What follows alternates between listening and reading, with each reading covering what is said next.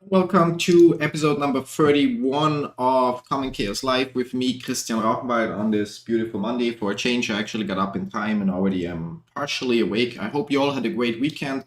And yeah, I need to deal with the animations at some point or turn off the camera following. If I go here, it should be fine, yeah, for now. Yeah, as always in Common Chaos Live, we take a look at the comments that I receive on my YouTube videos to hopefully answer questions not only in the comments, but also that you might have. And additionally, whatever questions you might have, you can always leave them in the chat and I will address them at the end after we've addressed all the comments in the, on YouTube itself. And yeah, so let's just jump right into it. Although before we do that, as always, usual disclaimer, that banana is perfectly positioned, yeah. Now, usual disclaimer, everything that I share in this live stream / video, depending if you're watching it live or watching it later, is my personal opinion and in no way financial or professional advice of any kind. You should always do your own research, consult certified professionals, draw your own conclusions, and make your own decisions. Lona Homer, good morning to you. Yeah, I'm also happy that I exist, so let's just jump into it. If you're curious, if you're also managing social media profiles, we are using Agora Pulse. There's a link to it in the description down below if you want to check it out. And there are a bunch of comments since I was quite lazy over the weekend. Yeah, so we have a little bit more than usual. Doesn't mean that they are super great. Yeah, by the way, thanks everyone that subscribed since the last live stream. As we can see, there have been a bunch of people that hit that subscribe button. That's your chance or a reminder to also do so if you haven't done so far. Yeah. On the KYZ video, big issues, KYZ Pi. Yeah, that's a comment I cannot answer because it's not a question of any kind. I don't think there are big issues. I think there's a relatively small portion of people that cannot start their KYZ verification. Why is explained in this video. So as usual, I'm going to share that. Can't start Pi KYZ. Check out this video. Yeah, so that would be the video. Okay, there. In review for 3 months, there's actually another video for that. Blah blah blah. Do I have that? KYZ issues. Yeah, that's this one. Copy clean link. Yeah. KYZ appears to be stuck. Check out this. Yeah. So, and as said, I will then answer the comments written after the stream, so the stream doesn't take too long. I like your video. Yeah, thanks. Not sure which video it is. Okay, sending Pi coins. Yeah, thank you very much. Positive feedback is always welcome. Now here we have that was our first episode of Scam or Slam, where I took a look at Nodal Cash. And the comment is noodles are worth more than Noodle Cash. Okay, but it's Nodal or not with 1 O. I might be mistaken. Yeah, you can actually sell noodles unlike this fake crypto. Yeah. Actually, I haven't tried selling, but from what I can tell, Nodal is actually listed somewhere. Yeah, so on Kraken, and therefore can be sold. So yeah, which makes Big Fish's comment, yeah, like garbage. Yeah. Anyway, blah blah blah. New update, share Bondex, please, and minimum price prediction. I don't do price predictions in general, and yeah, with Bondex, I think we talked about it last week in one of the Comment Chaos Live episodes, that they're quite active, but in terms of progress with the app and platform, I haven't seen much in the last couple of months, so we'll just have to wait. At the end of the day, it takes 5 seconds to press the button in the app, and either they develop their platform further and it will have a value, or at some point we just reach the point where it's like, oh, whatever, I'm just gonna uninstall it. But for now, I'm still fine, especially because the Bondex team is really, really active and connecting with a lot of people in the crypto sphere, crypto universe, however you want to call it. Yeah. So what's the cause of the delay? Same question as before. So for Pi Network, why iPhone app of Star Network won't show Libra token? That's a tricky question, because the iPhone app does show the Libra token. What it does not show is that newly introduced metric of, okay, you have to reach whatever 250 or 300 points to qualify or to get Libra. So in the iPhone app, it's still the simple draw 1 token per day or draw once per day for a chance to get a Libra token. So, and why they haven't updated the iOS yet, I have no idea, to be honest. Yeah. Uh, yeah. Feels Pi is a waste of time. How many more years? Well, we can already use Pi. So yeah, like if you don't know how to use your Pi, just go to my channel and check out some of or search for Christian Rauchenwald and Pi Network, and you'll find a couple of videos that show how for example, use Pi coins to pay for Xbox games and stuff like that. Yeah. Blah, blah, blah. Do you receive any kind of notification from the team? I don't recall if you get a notification after you pass, but you can always just check the kyz.py in the Pi browser. So there you can check if your application is still in process, or if there is some new button that would be, hey, you got declined, we need more information, please resubmit or so. Yeah. Then Phonium. I started 4th of the month. PhD started, never paid, some ads, but compared to most, it's manageable. Blah, blah, blah. Yeah, good. Like, so you got some money out of a project that keeps making rug pulls. That's good for you, but still makes it a waste of time project, in my opinion, because you basically, if you don't invest any money and you only earn cents in, really literally cents in now phone, before it was called Phonium and Phonium Green, blah, blah, blah. And yeah, like there, I don't know, run CoinApp or something. It makes more sense in my opinion, because at least it's a legit project and you're not supporting people that clearly have nothing else in mind other than like ripping off the few people that invest money. Yeah.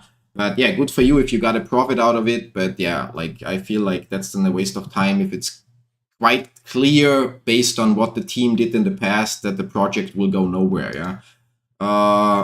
Pi Network is not listed on Forbes. Forbes just lists all cryptocurrency, probably from either CoinMarketCap or CoinGecko. Yeah, so that's the usual spam that we have on YouTube. The ban and height should have actually reported it. Can I still report it? Yep. Yes. And okay. Nice one. Thanks for watching. Yeah, good. Yeah, always nice to get some positive feedback. Did the same mistake. Yeah. So yeah, same for me. So that's why I made the video. So I also thought my coins should have already been unlocked, but they didn't. And then at some point I suddenly realized, oh, I have to press that stupid button. So if you had your coins locked for a shorter time, for example, or if you even if you had a portion not locked or so, if I recall it correctly, in your wallet, you then have to, after the migration, press a button to get them into your available balance. Yeah, and that's what that video is about. Do I mine Pi? I think it's clear from my videos that I do. And mine says review in process for months and months. Yeah, we already covered that. That we already saw. Pi games and Pi NFT. Yeah, that's something I probably should put on my list. So I haven't looked at either of them. To be fair, as far as Pi NFTs go, so yeah, let's pick that topic too. Or let's take a quick look on Reddit, and then there, I think it should be in Games for Pi. So I'm a huge fan of Games for Pi and Games for Pi. So both of them, the one that's written out and the one that says the number 4 instead of the 4. But one of them there. So yeah, like that thing, like first Pi NFT, blah blah blah, listed on OpenSeas and whatnot. Yeah, yeah, that's in my opinion just a money grab. To be honest, yeah, that's literally just a money grab, because I mean, while they offer you to pay it here in Pi, if it's listed on OpenSeas, those NFTs are not on the Pi blockchain, but they are on the Ethereum or Polygon blockchain or any other blockchain. I'm honestly, like right now in the early morning, not sure, but yeah. So OpenSea, was it OpenSea or Seas? Yeah, OpenSea.io. Yeah. Let's see, Pi Network.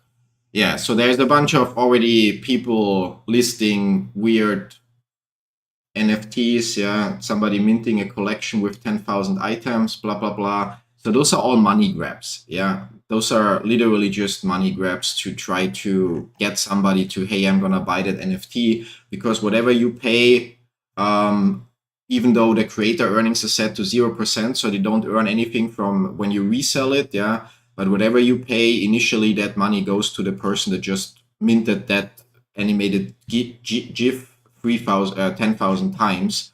And same here, even if they say, hey, we accept Pi as payment. Yeah, so again, I'm a huge fan of Games for Pi for what they do for the Pi economy. By, as you can see, you can buy an iPhone with your Pi, you can buy games with your Pi, you can buy hardware. So they literally sell everything for Pi. You might not agree with their exchange rate, but they still do more than most people for the Pi economy by accepting Pi. But when it comes to Pi NFTs, then, I mean, let's not even Pi NFTs, yeah. Hi Akashi, great that you're here. So in general, NFTs, most NFTs and what most people know from OpenSea and so on are just random images. And you're not even paying for the image because in your wallet the image is not saved, but the image is hosted on some server, and in your wallet there's only the link to that image. Yeah, which means if that server would shut down at any time, you would have no image at all. Yeah. So and people are overpaying just for stupid images. There is nothing special about them. Yes, there are like things like, I don't know, Bored Ape Yacht Club or so that then say, okay, when you own the NFT, you also get access to unique events or whatever. Yeah. But yeah, like, I mean, that's just another selling point. That's like another, okay, that's why we sell it for, I don't know, $100,000. So they make a shitload of money, and then I'm not sure what their collector's royalty ratio is. So like how much they get percentage every time the NFT gets sold to somebody else. But I assume they have something set up. And so they have a recurring revenue stream as long as their NFT stays popular and gets traded. And for that, they host, I don't know, a couple of events. I didn't even look, but like picture NFTs are in my opinion, the biggest waste of money. And it's like just such a wrong use case of NFTs. Yeah, like uh, with maybe very few exceptions. Like for example, High Dollar plans to, and hopefully it should actually happen very soonish. So maybe still in May, worst case probably in June, that they will launch their physical crypto debit cards. So right now they only have the virtual ones. And there, then, depending on which membership tier you are, you can get a metal card that actually has an NFT printed on it. Yeah. And then saying, okay, I buy an NFT that looks nice, but, or not even better, I take a graphic that I like and have the rights to use. And I mint it myself as an NFT on the Polygon chain for a couple cents. And then I use that on my card. So I have a unique card. And so it's like just a gimmick. That's where a picture NFT makes sense. Yeah. I don't know, profile pictures on Reddit or on Twitter, so using an NFT there. Yeah, also, yeah, I mean, if you pay $1 million for it, or 100,000 or $10,000, then you're, in my opinion, an idiot. Yeah, like simple as that. If you mint an image that you anyway like and want to use or so, then it's a nice gimmick that instead of having a round profile image, you have like yeah, like whatever it's called, octagon or something like that as a frame for your image that everybody knows your image is an NFT. Okay, great, yeah. But the real use case for NFTs is obviously in different areas. Like for example, Planet Watch used NFTs to assign you licenses, or to identify a very specific sensor, or Helium Network now on the Solana blockchain uses NFTs to identify your hotspot and so on. Yeah. In other cases, an NFT could be used to say each phone has its unique NFT, and when you sell it, you actually have to sell the NFT. So proof of ownership would not be, hey, I'm the one holding the phone, but proof of ownership would be by, hey, I'm the one that has that NFT in his wallet. Yeah. The same would be for, I don't know, selling cars or something, or houses or books or anything else. Yeah. And you can yeah, like deal with counterfeiting. So I don't know, like if you're a fancy luxury brand, like, yeah, like not even like Gucci, but on an even pricier level with lower quantities, you could theoretically, I don't know, come up with some way to have, I don't know, maybe an RFID chip, maybe an NFC chip actually, so sewn into each of your fabrics or so, and then people can just use their phone and tap it, and it's linked with the NFT that matches the T-shirt or so, to prove that this is the right T-shirt or so, and you own it or so. Like, I mean, there it does make less sense, yeah, but software licenses. So for example, if you think about like all the pirated software out there, ranging from Windows to Adobe and a million other products, where if each of the softwares would require, okay, like check the block. So you link your wallet, you just say that's my wallet address, and you have to confirm it. So like when you link your MetaMask wallet on a website where you basically have to sign a transaction that doesn't cost you anything, just to confirm that you have access to that wallet, yeah. And you link your wallet, and then in that wallet is the NFT that unlocks the software for you, yeah. And those NFTs could be used to, they can even have like an NFT that's only valid for a certain period of time because you have metadata that can be used and so on. And so those are NFT use cases. And Pi NFT, yeah, like if there are NFTs on the Pi blockchain that use the same thing, yeah, honestly, I have to admit, I haven't looked into that possibility. Then that's great. But if it's like images, yeah, it's like just a waste of money. It's huge speculation. It's like what's it, that huge YouTuber's name, Paul Logan or so, that bought something for $500,000 or so that's now worth 10,000 or so, and at the end of the day he just used it to promote it because he got paid and commission on top of it and so on. So he just lured a bunch of other people into investing into something that has no value whatsoever and cannot have a value. Yeah, like I don't know, trading cards might also like be something. So if we talk about, I don't know, Yu-Gi-Oh and other games where you have trading cards, yeah, if each card would be, again, you would need to find some way to link the physical card to the NFT or to the wallet in some way with an asset, maybe an NFC chip, maybe some other kind of chip. I really don't know that, yeah. But then you could say, okay, you make sure that each card is like original or so, yeah, so that it's like yeah, that it cannot, that if somebody sells counterfeit cards or so, that you could notice it instantly, and not somebody just has a really, really great printer and paper at home to counterfeit rare cards and then sell them. Something like that. Even if your cards would, I don't know, burn down in a house fire or something, you at least would still have the NFT that proves that you owned it. And while you probably cannot sell it for as much as you could with the physical card, you could still probably sell it and say, hey, I only have the NFT, I don't have the card anymore, yeah. So something like that, yeah. But so yeah, so from the original comment, talk about Pi games and Pi NFT. Yeah, so Pi NFT depends on the use case. If there are like, if it's image NFTs, then just stay away. It's just money grabbing and waste of time. With very few exceptions, yeah, and only if you mint your own NFTs for certain use cases, like I said, certain profile pictures or the high card or something like that, that just costs you cents, then it's okay. But there would be other ways. There could just be no NFT at all and just an image upload, and problem solved as well, yeah. And yeah, like Pi Games, I haven't looked at it, we'll look at it. But yeah, like at the end of the day, Pi aims to become a peer-to-peer payment method that people use internationally and every day to pay for stuff, yeah. And games, it's like one of the use cases for crypto and also for NFTs. If we talk about in-game purchases, or if you watch my Twitch channel, I've been playing Diablo 4 a little bit during the beta weekends and so on. There, obviously, each item in the game could theoretically be an NFT, so that when you like, yeah, that you can actually trade it. So that it would obviously require that you would have your crypto wallet linked with your Diablo account or Blizzard account, and then every time an item drops, it would give you that NFT, which obviously would create costs of like transferring or minting that NFT, since items are rolled randomly, and then sending it to your wallet. But it would also prevent issues that were with Diablo 3 when they still had the real money auction house, where somebody would find a great weapon and then two people would log in on a server, and the person would drop that weapon and instantly remove their internet wire and disconnect.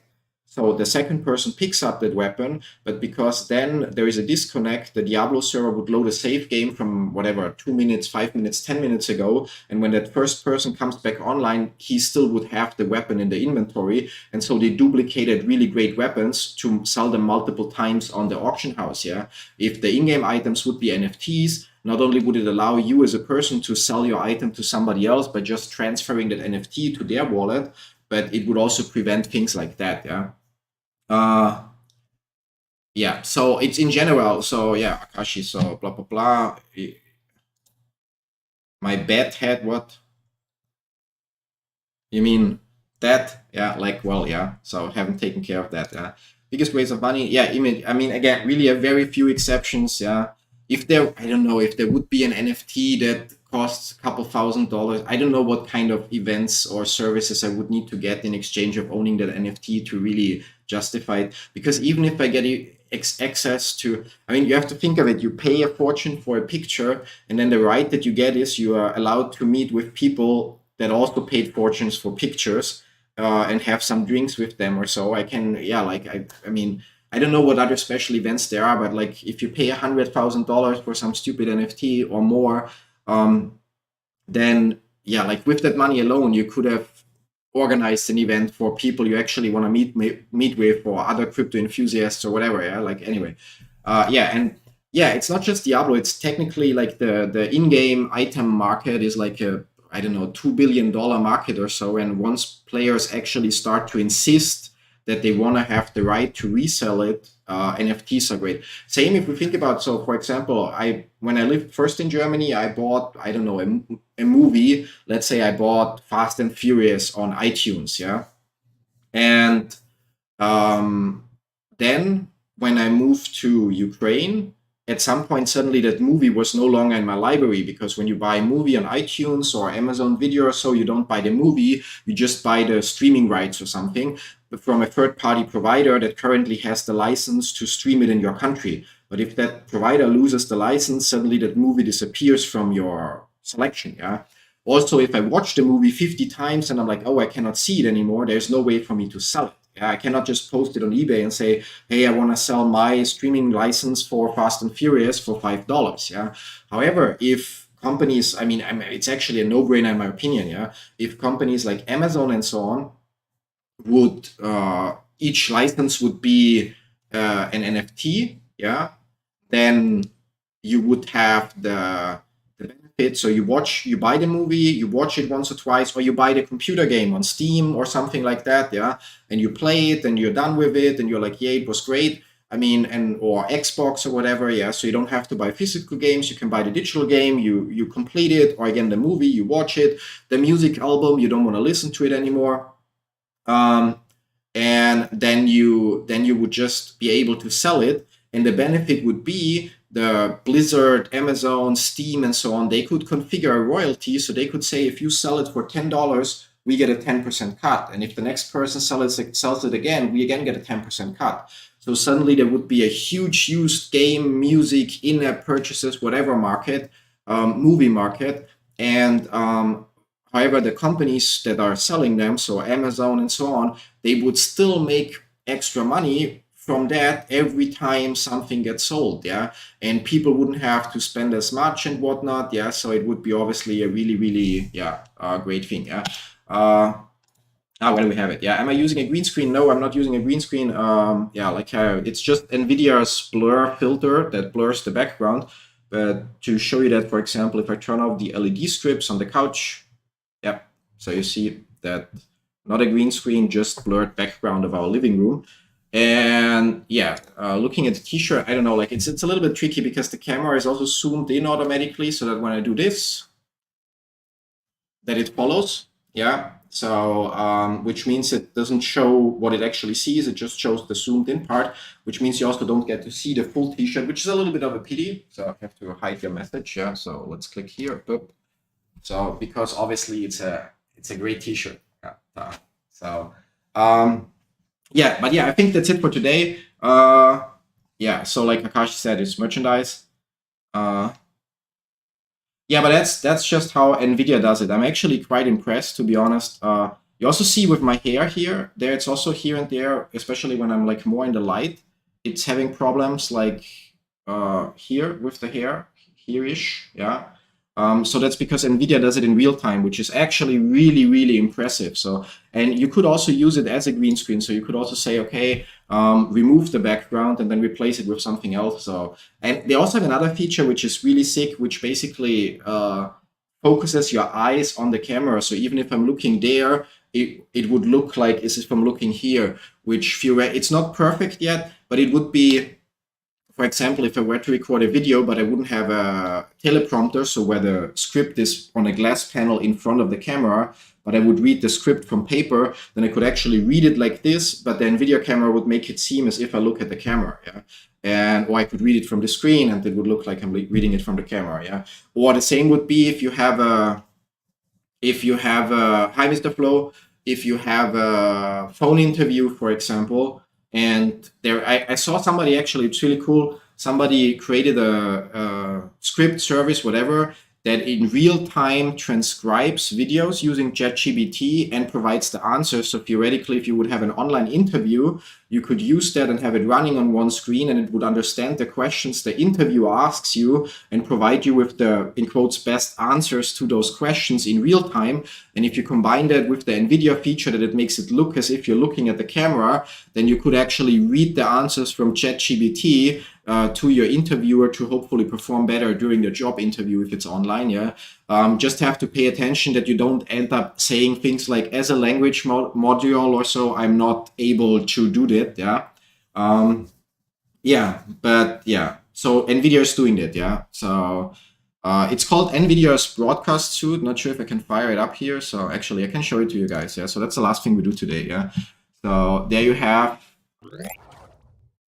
have features for noise removal, and also you can, or not just noise removal, so from the microphone, noise removal, room echo removal, blah, blah, blah. And for the speaker, the same. And then for the camera, you have a bunch of effects, yeah? So you have the background blur, which I can also disable. Then you guys see it looks like this. But with the blur, it's just a little nicer. It's also, if Irina walked into the room or so, she automatically gets blurred. And you can adjust the strength as well. So yeah, like to completely blurred or pretty much almost not blurred. So really flexible. And you can combine things. So you can have multiple things set up at once. So like the second one is the auto frame. So that's the actual camera frame, for example. But auto frame is then the part that makes it follow me. Yeah. So because it's just checking where I am and then following around. And then you have, yeah, a background replacement. So where you pick a picture, that would be the green screen variant. Removing the background, so also green screen.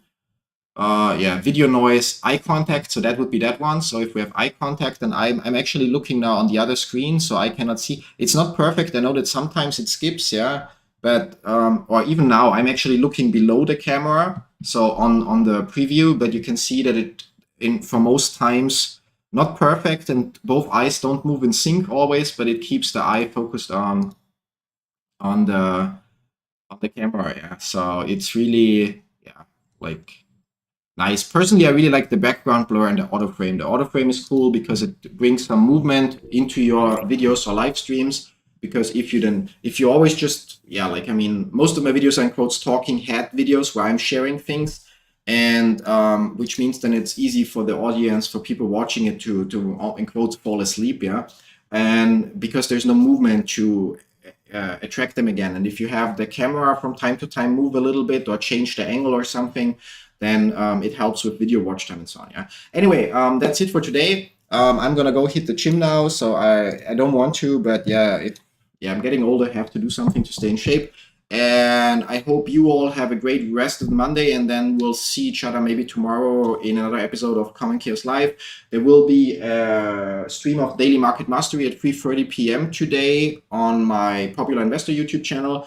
Although I'm considering if I will change the time for those streams, maybe this week or next week, to be also earlier in the morning, so that I have all the streams done in the morning and have my afternoon to be productive in other areas. And yeah, then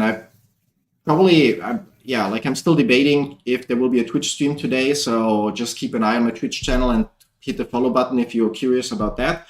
And yeah, that's it. Akashi, Mr. Flo, Loner, Homer, have a great day, and everyone else that lurked as well. And then see you all in